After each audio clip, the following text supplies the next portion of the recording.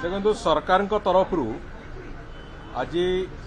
विधानसभा ये स्पष्टता दि जाइए जे गृहर वरिष्ठ विधायक श्री जयनारायण मिश्र गत 2-3 दिन तले विधानसभा बाहर एक सभार जो मंतव्य देइथिले से मंतव्य सहित सरकार ओडिशा राज्य सरकार ना कौन संपृक्ति अच्छी ना सहमति अच्छी। ये वक्तव्य संपूर्ण रूपे तांकर निजस्व वक्तव्य एवं व्यक्तिगत मत तांकर सेतिरे सरकार कौन प्रकार सेतिरे सम्मति बा संपृक्ति नहीं।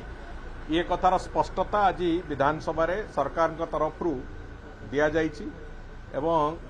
एतिरे बहुत स्पष्ट स्वर रे सरकार एकथा भी कहिसंती जे ओडिशार सामग्रिक विकास पई विभिन्न अंचलर विकास पई सरकार प्रतिश्रुतिबद्ध एवं ये विकासर धारा को आगु को नबा पई जहाँ जहाँ पदक्षेप नबा कथा ताकू ये विगत 8-9 मास भितरे सरकार अत्यंत त्वरान्वित भाव में ताकू करिवार प्रक्रिया आरंभ करिसंती एवं से कथा आखि आगु को भी देखा जाउछि। पश्चिम ओडिशा विकास परिषद को सशक्त एवं क्रियाशील करने आरंभ करी उत्तर ओडिशा विकास परिषद दक्षिण ओडिशा विकास परिषद करी ओडिशार सामग्रिक भाव में कौनसी भी अंचल ओडिशार कौनसी इंच जमी भी कौनसी छोट अंचल भी अंततः विकास धारारू बाद न पड़ जाऊ से कथा को सामग्रिक भाव में सरकार तांकर नजर देइचंती देखुचंती एवं ताकू क्रियान्वयन भी करुचंती। सरकार का समस्त योजना साधारण भाव में राज्यर प्रतिटी अंचल में पहुंचू से कथा को सरकार करुचंती। से दृष्टिकोण कौनसी प्रकार ए भलिया मंतव्य कौनसी प्रति स्पृहणीय नुहे एवं जी भी कई कहिचंती ये संपूर्ण रूपे तांकर सब व्यक्तिगत मंतव्य व्यक्तिगत मत से राज्य सरकार कौनसी संपृक्ति नहीं। आज गृह रे जो भली भाव में देखंतु विरोधी दल मानकर सबु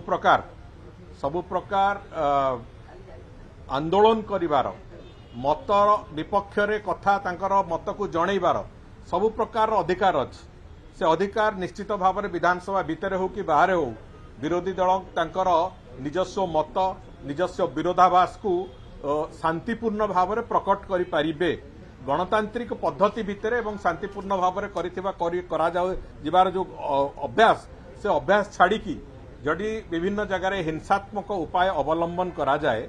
निश्चित भाव में ताहा ग्रहणीय हब नहीं। तेणुकरी आमे बारंबार से बाबदरे तांकू विरोधी दल को से अनुरोध करुचु गतकाली ठारू एवं आज जो भली घटना गुड़िक घटिला एवं हिंसार वातावरण घटिला से बाबद निश्चित भाव में एक अस्पृहणीय कथा अगणतांत्रिक कथा अनपार्लियामेंटरी कथा ये। तेणुकरी से बाबद जहाँ निष्पत्ति माननीय बाचस्पति महोदय नहीं कौन ना कौन जगह लगुच से यथार्थ अच्छी।